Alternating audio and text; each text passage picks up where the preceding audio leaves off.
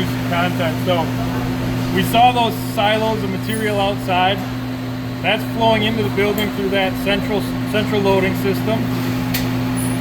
As you see on the top of that machine, that material is now being piped in. You can see in that clear cylinder up on top of the machine, that material is flowing in. That's our base resin material, and again, it's still clear at that point. What we do is we add in a compounded material, same base material, but it's now colored. We add that into the mixer up above. If you think about it in terms of a food coloring additive, about a 2 to 4% ratio gives you your colors, so a little bit goes a long way in that mix. That color and that material feeds into that box, and inside of that box is an auger or a screw. And it's turning and it's mixing that material, and it's moving it towards the injection unit of this machine. As it's doing that, that screw is heated and it's starting to melt that plastic down. So you now have a colored melted plastic. Depending on what we're molding, somewhere between 400 and 600 degrees Fahrenheit, so you now have a colored liquid. Comes up to the injection head of this unit, and when that tool opens, you'll see there's a core and a cavity hatch. So when that tool closes, the core and the cavity come together. The shape left in there is the shape of your part. That'll close. We'll inject that liquid plastic inside of that tool, and it fills out that part completely. This is where that chiller system comes into play, because we're running cooled water through the outside of that steel, keeping it cool.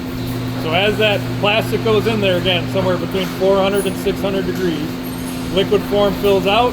We're cooling that steel so it immediately hardens and forms that part. So there's no cure time when it comes out? By the time it reaches that conveyor, it's 99% stable. Wow. When it gets to the end of the conveyor, you can pick it up with your bare hand. Nice. So total cycle, you're about 57 seconds. You can pick that thing up with your bare hand. Cool. This specific machine that we're looking at is a 500-ton injection molding machine. When we talk about molding machines, the tonnage specifics are the clamp force on that tool. So there's 500 tons of pressure clamping that tool closed when we inject.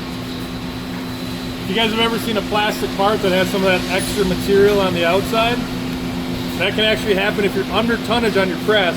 That injection force will blow that tool open, and that material will start to leak out the outside. So in those vertical racks, you said it's the molds. So do you actually change out that mold in this unit? Exactly, yep, we can change it out. So all of our tooling is flexible, so we can change out the specific tools in a machine. We can also change the specifics inside of that tool. So we can change the vent style, the brim style, inside of that tool without ever taking it out of the machine. So if we get a large order that comes in, we can run multiple tools in the exact same style and color on multiple machines. How many of these machines do you have? There's, across the plant, over 30. There's 15 of them that are dedicated to the head protection. The other thing from a speed perspective too is you'll see up there, we're carrying shells ready to be customized that connect to our customization area as well, always on hand. And then we have a separate facility already close by where we're carrying thousands more. That way if we ever get an order, we're able to quickly respond and able to fulfill that in 2 to 3 weeks. We talked a little bit about the quality when we talked about the pressures and injection molding. We run systems inside of all of our tooling that track the parameters. Every single shot, we're tracking the time, the temperature, the pressure, ensuring that we get a good part every single time. If something were to happen inside of that tool, temperature spikes or drop for some reason, the machine will automatically reject that part. If that happens 3 times, the machine will automatically stop itself and put itself into alarm mode, letting our technicians know that something's going wrong. So again, that ensures our quality so that a bad part's never making it to the field, but it also helps with our maintenance. So we're running preventative and now predictive maintenance. We can track that temperature, those pressures over time.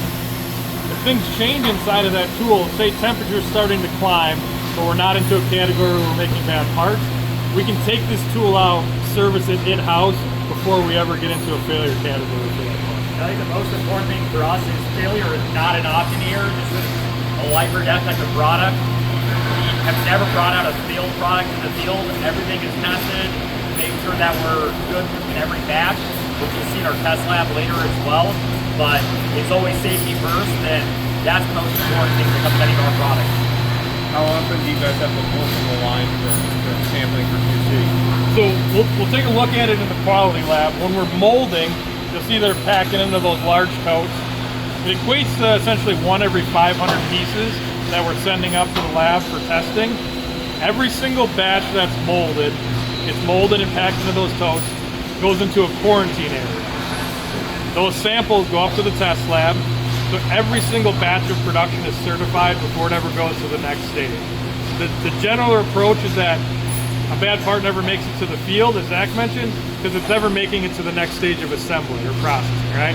These stopgaps are in place at every single stage of the process to ensure that we're not relying on a process or a person downstream to catch it. And then on top of that, we're third-party certified, so before we even launch our products, we're sending them out for third-party certification, and then this place gets audited quarterly to make sure everything's fast. Has this been has this been the manufacturing standard like since you guys started the line, or has it evolved with it? Absolutely. So like no extra finishing needs to be done once it comes out of the mold? Beautiful. I'd say the only difference is we only had a hard ass when we first started here in 2020. Then now it's the safety helmet, so it's step up, and then more and more global products. But other than that, safety is the most important, which is why if you think about it, we were making fine precision tools over there with layout items where you have to be precise when it comes to a level. That's part of the reason we brought it. And production here, the quality has to be 100% from an accuracy standpoint. How long does this machine run? A day. This machine will run round the clock. Round the clock. And how many items does that make a day? Yeah, cycle time on this machine is about 57 seconds. So easiest way to think about it, about every minute you're getting a shell coming out. We're producing millions annually, and part ass and helmets. I wonder why you need more storage space. And how many of these do you have? Of these machines? Yes. Yeah, there's essentially 15 that are dedicated just to do it. We And like I started said- at 2. So, Like I say, all scaling, it's been a fun problem to have. All the tooling's flexible, so we can mix and match whatever color, whatever we need to do.